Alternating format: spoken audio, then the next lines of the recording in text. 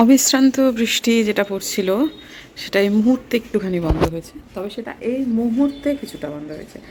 এর আধ ঘন্টাটেক আগেও প্রচুর পরিমাণে বৃষ্টি ছিল, হয়তো বা আধ ঘন্টা পরেও প্রচুর বৃষ্টি শুরু হবে। তো মধ্যবর্তী সময় ছাতা ছাড়া দু একজন মানুষ যখন আমি দেখতে পাচ্ছি, তখন আমি ঠিক করলাম চানটা করে আমি এই সময়টাই বেরিয়ে যাব, কারণ 1 ঘন্টা পর কী হবে কেউ জানি না। নমস্কার বন্ধুরা, আমার নতুন ব্লগে আপনাদের সবাইকে স্বাগত জানাই। আশা করছি ভালো আছেন সবাই, যে যেখানে আছেন।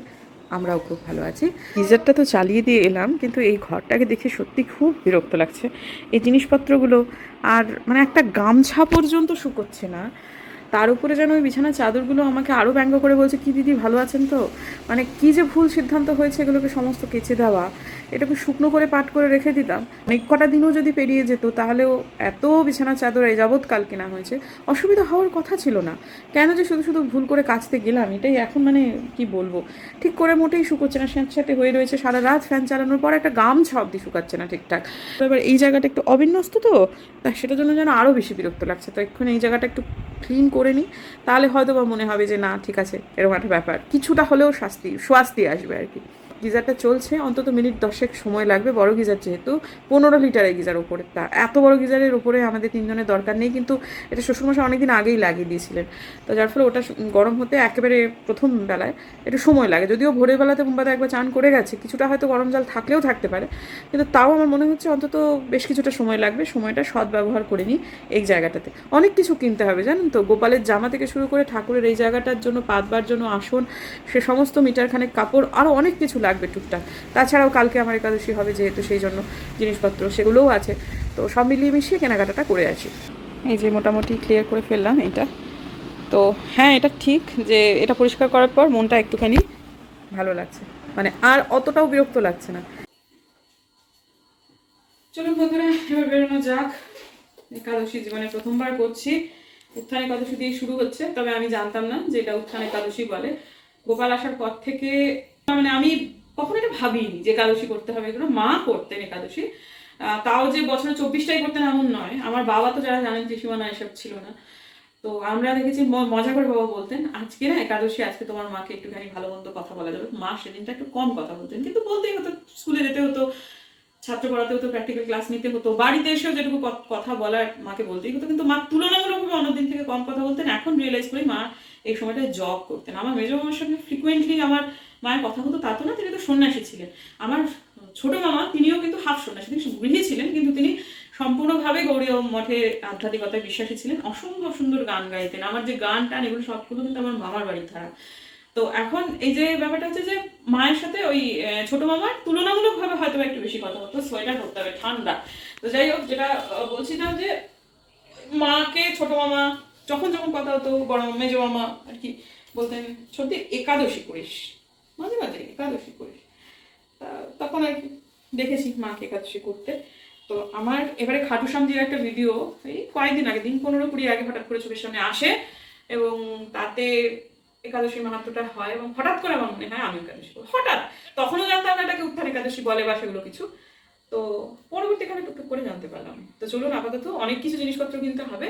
ছোট্ট একটা ব্যাগ নিয়ে যাচ্ছি বটে, তবে ব্যাগ অনেক কিছু বোঝাই করে আনবো। রাস্তায় আরেকটা ব্যাগ কিনবো, কারণ আমাদের আমিষ ব্যাগ, নিরামিষ ব্যাগও সব আমিষ হয়ে গেছে।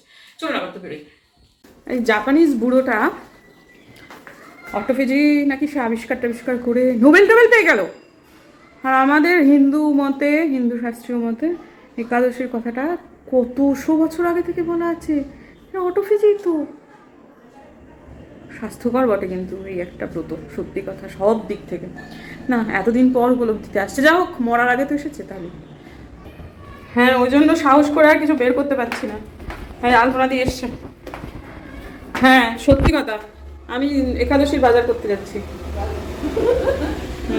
বৃষ্টিতে সব ভিজে যাবে পায়ের দিকটা, ওই জন্য।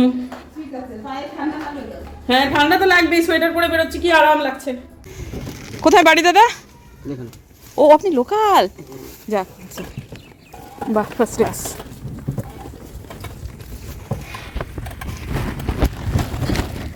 এদিকে শুনুন না, ঠান্ডা লাগছে না দাদা? হ্যাঁ রিক্সায় ঠান্ডা লাগবে, রিক্সাটা সত্যি লাগে। ভদ্রলোক যেটা বলতে চাইলেন যে রিক্সায় ঠান্ডা লাগে ঠিক কথা, কিন্তু রিক্সা চালাতে গেলে শক্তি লাগে এবং শক্তিতে এত ক্ষয় হচ্ছে, সুতরাং গরম লেগে যাচ্ছে। লোকাল মানুষ, ওনার বক্তব্য, সকালবেলায় বেরিয়েছিলেন, জার লাগছিল, মানে ঠান্ডা লাগছিল, সেজন্য একটা শীতবস্ত্র নিয়ে বেরিয়েছিলেন, কিছুক্ষণের মধ্যে সেটা সিটের তলায় ভরে রেখেছেন। তো খেতে যাচ্ছিলেন, আমার জন্য আবার ঘুরপথে এলেন, অবশ্য সামান্য দূরত্ব। তো ফল টলগুলো কেনাকাটি ওসব না কিচ্ছুটি দেখাতে পারিনি বন্ধুরা, হাতে এভাবে করে ব্যাগ নিয়ে এটা ওটা টিপে টুপে ফল টল কেনা, তো মানে ব্লগ করাটা অসুবিধাজনক হয়ে যায়। তো এই সময়টা বৃষ্টি যেহেতু নেই, অনেক মানুষই কিন্তু এই সময়টায় বেরিয়েছেন। তো আমি এখন দশকর্মার দোকানে এসেছি, এই সময়টাতে আমার পক্ষে সুবিধে হচ্ছে ব্লগ করাটা। তো আমার গপুর জন্য একটা সুন্দর দেখে জামা কিনলাম, তাছাড়াও আরও অনেক টুকিটাকি জিনিসপত্র কিনলাম। তুলসী মায়ের জন্য জিনিস লাগবে, তাছাড়াও এটা আজকে তো আমি জানতাম না, আমি হঠাৎ করে জানতে পারলাম আজকেই বাবা খাটু শ্যামেরও জন্মদিন। তো বাবা খাটু শ্যামকে একটা গলায় মালা দেব, এবং আরও টুকিটাকি অনেক কিছু, তুলসীর জন্য একটা ওই ওড়না, তারপরে ওই রুলি, অনেক কিছু টুকটাক যেগুলো যেগুলো লাগবে সেগুলো কিনছি। আর আমি যতদূর জানতে পারলাম যে গৌরীয় মঠে এরা দুদিনই অনুমোদন করেছে একাদশী, অর্থাৎ 1 এবং 2, কিন্তু ইসকন মতে কিন্তু 2 তারিখেই একাদশীটা হচ্ছে। তবে দেশ ভেদে একাদশীর তারিখের কিন্তু একটু এদিক ওদিক হচ্ছে, যেমন পাশ্চাত্য কিছু কিছু দেশে যেহেতু দিন আগে হয়ে যায়, এইসব ব্যাপারগুলো আছে, তো তিথি নক্ষত্রগত কিছু চেঞ্জ হয়ে যায়, সেহেতু পাশ্চাত্য কিছু কিছু দেশে 1 তারিখে পড়ছে।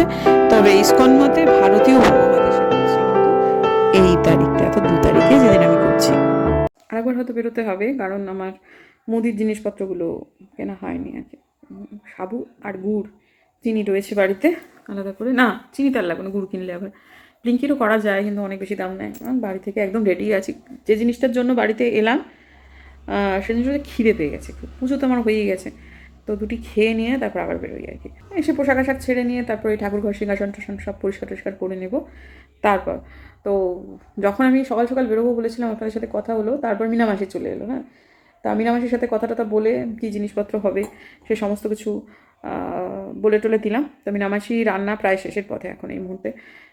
তারপরে হয়ে গেছে যখন, আর ওই গরম ভাতের গন্ধে খিদে পাচ্ছে। তো আমার আজকে সন্ধ্যের পর থেকে আর আমি অন্য কিছু নেবো না, অন্য খাবো না আর কি, লিকুইড কিছু খেতে পারি আর কি। আজকের এই সন্ধ্যে থেকে সংযম শুরু হবে, কালকে গোটা দিনটা, পরশু দিনে যেটা হচ্ছে ওই পারণ যেটাকে বলে, সেটার নিয়ম আছে, কিন্তু বালক ভোজন, দরিদ্র নারায়ণ সেবা বা ব্রাহ্মণ ভোজন, 3টের মধ্যে যে কোনো, বালক কোথায় পাবো আমি এখন, আর ব্রাহ্মণ ভোজনই বা ঠিক আছে, ওই দরিদ্র নারায়ণ সেবারই ব্যবস্থা একটা করেছি। চোখের সামনে হয়তো দেখতে পাবো না, কিন্তু তারা করে দেবে আর কি। সুতরাং সেটা যতক্ষণে না হবে ততক্ষণ পর্যন্ত এই ব্রতটা আমার চলবে। এটা প্রথমবার জন্যই আর কি করছি, পরের বার যখন এত কিছু আর তামঝাম করবো। আপাতত খিদে পাচ্ছে, খেয়ে নিয়ে আগে। অনেকটা সময়ের ব্যবধানে আবার ভিডিওটা অন করছি বন্ধুরা। মধ্যবর্তী সময়ে বেরিয়েছিলাম, সমস্ত কিছু ব্লগ কিন্তু করতে পারিনি, মানে করিনি সত্যি কথা। তো আজকে যেহেতু বাবা খাটু শ্যামের জন্মদিন, তো আমার হাজবেন্ডও কিন্তু খাটু শ্যামকে মানেন খুব, কারণ আমি প্রথমবার এই বাবা খাটু শ্যামের নাম শুনেছি আমার হাজবেন্ডেরই এক সহযাত্রীর মুখ থেকে। তো হয়তোবা সেই কথাটা বলেছিলাম, কিন্তু যাই হোক আজকে সে প্রসঙ্গটা থাক।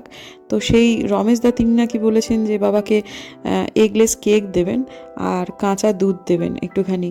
তো আমি তো এমনি দুধ খেতে পারি না, আমি আমন্ড মিল্ক যেটা সেটা নিয়ে এসেছি আজকে। তো তারপরেতে এখন তো বাবার সামনে যে দেবো সেটার মানে আমি কোনো জোগাড় খুঁজে পাচ্ছিলাম না। তা এটা আমার ঘরে ছিল, যে নিতান্ত একটা মানে জোগাড়ু বন্দোবস্ত সত্যিই হলো।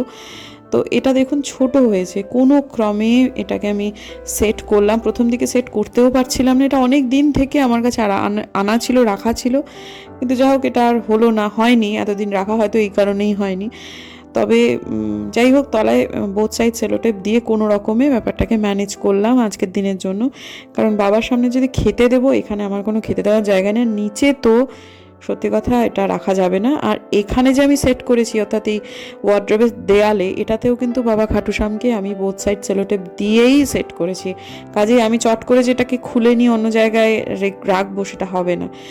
তো যাই হোক ঠিক আছে, আপাতত একটা পার্মানেন্ট ঠাকুর ঘরের সিংহাসনের দরকার আমার উপরে, সেটা হলে পরে বাবাকে আমি খুব ভালো জায়গাতেই রাখবো। তো এখন অন্যান্য যে ঠাকুর যারা রয়েছেন তাদেরকেও পরিষ্কার পরিচ্ছন্ন করে দিলাম কালকের জন্য। আর এখানে বাবা খাটু শ্যামকে মালাটা পরিয়ে দিলাম, একটু বড় হচ্ছিল, পরে অবশ্য অ্যাডজাস্ট করে দিয়েছি এবং খুব ভালো লাগছে। আমি সত্যিই জানতাম না যে আজকেই বাবার জন্মদিন। তো আমাকে বোম্বাদা তখন সকালবেলা সে যখন যাচ্ছে কলেজে, তার মানে রথযাত্রায় তো তার সাথে দেখা হয়েছিল শুরুটায়, তারপর সে আমাকে কলেজ থেকে ফোন করে বলেছে আজকে কিন্তু বাবা খাটু স্বামীর জন্মদিন। তো যাই হোক, ঠিক আছে। তারপর এই যে এখন দিনের বেলায় পুজো তো করে ফেলেছি, তো সন্ধেবেলাতে আবার একবার সবাইকে একটু হ্যাপি বার্থডে করা উচিত, সেজন্য বাবা গোপালকেও আমি একটুখানি দিলাম। কেক তো গোপাল ভাগ পাবেই, অবশ্যই পাবে। এটা এগলেস কেক আনিয়েছি, তো এই যে বাবা খাটুশ্যামকে দিয়ে দিলাম। সত্যি সুন্দর লাগছিল দেখে, আমার খুব ভালো লাগছে। আর তারপরে ওই সূর্যাস্তের পরে আমার সংযম শুরু হয়ে গেছে, আর আমি কিছুই খেতে পারবো না। এইটাই এখন খাচ্ছি, যেটা হচ্ছে একটি আপেল। ব্যাস, আজকে রাত্রের মতো ডিনার আমার শেষ, তথা আমার সংযম বা একাদশীর পর্ব আমার শুরু হয়ে গেল। কালকে থেকে ফুল ফ্লেজেড একদম গোটা দিনটাই, তথা পরশু দিন পর্যন্ত আমার চলবে। আজকে তাড়াতাড়ি শোবো, কালকে ভোরবেলা উঠতে হবে, ব্রহ্ম মুহূর্তে উঠে তারপরে চুল টুল ভিজিয়ে চান করতে হবে। তা সেটার কারণ হিসেবে যেটা হচ্ছে, মেয়েদের চুল না ভিজিয়ে চান করার নিদান রয়েছে। অত ভোরবেলাতে মেয়েদের তো আগেকার দিনে লম্বা লম্বা চুল হতো, জেনেই বলছি যে মেয়েদের আগেকার দিনে লম্বা লম্বা দীঘল চুল হতো।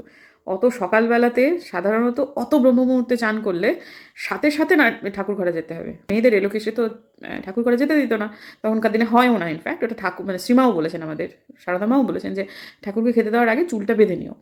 তা মায়েরা যদি অত বড় বড় চুল ভিজিয়ে সকালবেলায় চান করে তারপরে আলগোছে খোপা করে যদি ঠাকুর ঘরে ঢোকে, তারে অবধারিত তাদের শরীর খারাপ হবে। আর বছরে 24টা, তাই তো, তার মানে শীতকালে অন্ততপক্ষে খান 4 তো বটেই, মুশকিল হয়ে যাবে না মায়েদের? সেই অনেক কিছুই, আমি এই একাদশীটা অনেকেই বলছেন যে সধবাদের করতে নেই, বিধবাদেরই মূলত করা। কিন্তু আমি যেটা বুঝতে পেরেছি সেটা হচ্ছে, সমাজকে মাথায় রেখেই এই নিয়মটা মেয়েদেরকে বাঁচানোর জন্যই করা হয়েছিল। আমাকে যেমন গৌরীয় মঠের একজন আর কি বললেন, তো আসলে আমার বড় মা মেজো মামা ছিলেন হচ্ছে প্রধান, হ্যাঁ, অনেকগুলো মঠে। তার গত হওয়ার পর তিনি আগেই পরবর্তী প্রধান নির্বাচন করে রেখেছিলেন। তো তাকে তো এই সব দিনগুলোতে ত্রিসীমানায় পাওয়া যায় না। তো তার আর একজন আর কি, সে করেনি, মানে সে খুব এফিসিয়েন্ট, প্রচণ্ড মানে পণ্ডিত মানুষ, হ্যাঁ। তো কিন্তু তার প্রচণ্ড চ্যাটাং চ্যাটাং কথা, মানে সে হুল ফুটিয়ে দেওয়া কথা আর কি।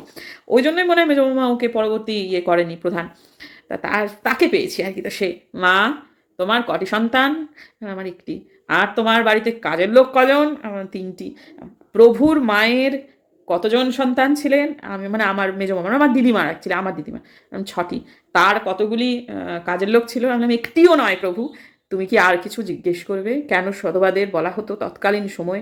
আসলে কোনো বাধা নেই, সবাই করতে পারে, কিন্তু এই সময়টায় এটা তাদেরকে বাঁচানোর জন্য বলা হতো। সত্যি কথাই, মানে মেয়েদের ওপর চাপিয়ে দেওয়ার প্রবণতাটা তো সাংঘাতিক ছিল। যদি এটা হতো যে একাদশী কেউ একটা সংসারে করলেই হলো, সংসারে মঙ্গল হবে, তাহলে অবশ্যই সেটা মেয়েরা করতো, এবং সমস্ত সংসারের কাজকর্ম সেরে মেয়েরা এইভাবে করে থাকতো, এবং বছরের 24টার মধ্যে যে কোনো একটাতে তাদের কপার ধরণীকাল হতোই। সেই জন্য মেয়েদেরকে বাঁচানোর জন্যই মূলত ছেলেরাই গিয়ে, আর তৎকালীন সময় বিধবাদের করতে বলা হতো, কারণ বিধবাদের সধবাদের মতো অনেক দায়িত্ব থেকে খুব অপমানজনকভাবে তাদের মুক্ত করা হতো। এটাই আর কি ব্যাপার। আর জোড়ায় করতে বলে, সাধারণত বলতো আর কি, কারণ তাহলে হাজব্যান্ড ওয়াইফ দুজন মিলেই যখন করছেন তখন তাদের উপলব্ধিটা রয়েছে যে অ্যাকচুয়ালি একাদশী করতে কষ্ট হয়। কিন্তু আসলে ব্যাপারটা তেমনটা নয়, সবাই করতে পারে।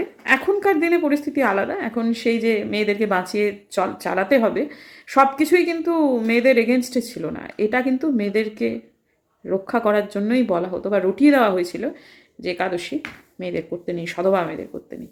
প্রেগনেন্ট মেয়ে থোড়াই সমাজে তখন মানবে না, তোমার প্রেগনেন্সি থাকুক আর না থাকুক তোমাকে একাদশী করতে হবে, একাদশী করতে হয় না, সধবাদের করতে নেই, শুধু বিধবাদের আর ইয়েদের, পুরুষদের। এই ছিল। তো চলুন, আপাতত আমি একটা জিনিস পড়েছি, তখন থেকে দেখা দেবো করছি, এই যে দেখুন আমি কানে দুল পড়েছি, এটা হচ্ছে ফিলিগ্রি কাজের, এটা আমার খুব পছন্দের, এটা কোণার্কের কী বলে লকেট, এটা চাকা সেট, এটা আমার ভীষণ পছন্দের। এটা মা আমাকে একটা দিয়েছিল, ওটা ওই যে প্রজাপতি, ওটা একটু কালচে হয়ে গেছে, কিন্তু এই দুটো, এটাও একটু রং বদলে গেছে, কিন্তু যাই হোক। আর এইটা হচ্ছে রূপোর চুড়ি, রূপোর মালা, কানের দুল, এটা পরে শোয়া যাবে না, খোঁচা লাগে, তো এটা আমি খুলে শোবো, সকালবেলা উঠে আবার পরে ফেলবো। বৃষ্টিটা ধরেছে সারাদিন, কালকের থেকে কম ছিল বৃষ্টি, সেটা ঠিক কথা, কিন্তু পড়েছে।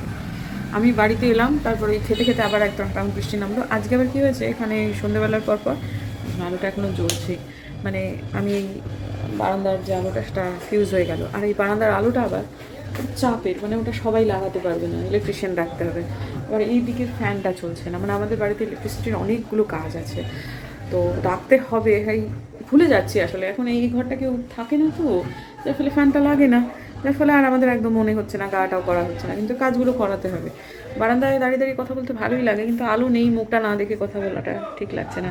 যাই হোক, এই মুহূর্তে বৃষ্টিটা একটু বন্ধ হলো, অল্পনা দিয়ে বেরিয়ে গেল, আর বৃষ্টি যেই বন্ধ হয়েছে সঙ্গে সঙ্গে মানে বহু মানুষ রাস্তায় নেমে পড়েছে। কি যে হচ্ছে, কি যে ঝগড়া, কি জানি, বাপরে বাপ। মধুসূদনবাবুর এর মধ্যেও কলেজ ছিল, সে আজকে গেছিলো, তবে সোজা রাস্তা খোলা আছে, এখনো ধস টস পড়েনি, না বললেই বাঁচি। তো যাই হোক বন্ধুরা, আজকের দিনটা আমি ইচ্ছা করেই ব্লগটাকে ছোট রাখবো, কারণ আমাকে দ্রুত শুতে হবে, আমাকে ব্লগটাকে এডিট করে রেখে শুতে হবে, যার ফলে আমার ইচ্ছা থাকলেও আর মানে প্রাত্যহিকই আমি আর আজকে দেখাতে চাইছি না। আর তাছাড়াও যেটা হচ্ছে যে এডিট করে শুতে হবে আমাকে জানাতানো প্রকারেনও ওই 10:30টার মধ্যে। তো সুতরাং আমার ব্লগটাকে আজকে আমি এখানেই শেষ করছি বন্ধুরা। আজকের দিনের ব্লগ যদি ভালো লাগে আপনাদের, কোথাও যদি কিছু ভালো লাগে, তাহলে প্লিজ সাবস্ক্রাইব না করে যাবেন না।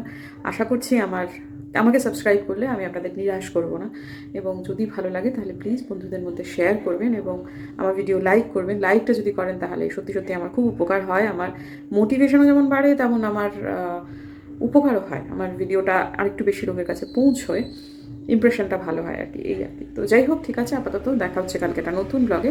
যদি আমার ভিডিও ভালো লাগে তাহলে প্লিজ সাবস্ক্রাইব করবেন, পাশে নোটিফিকেশন বেলটাকে অন করবেন, যাতে ভিডিও দিলেই নোটিফিকেশন চলে যায় আপনাদের কাছে। দেখা হচ্ছে আগামীকাল, ততক্ষণ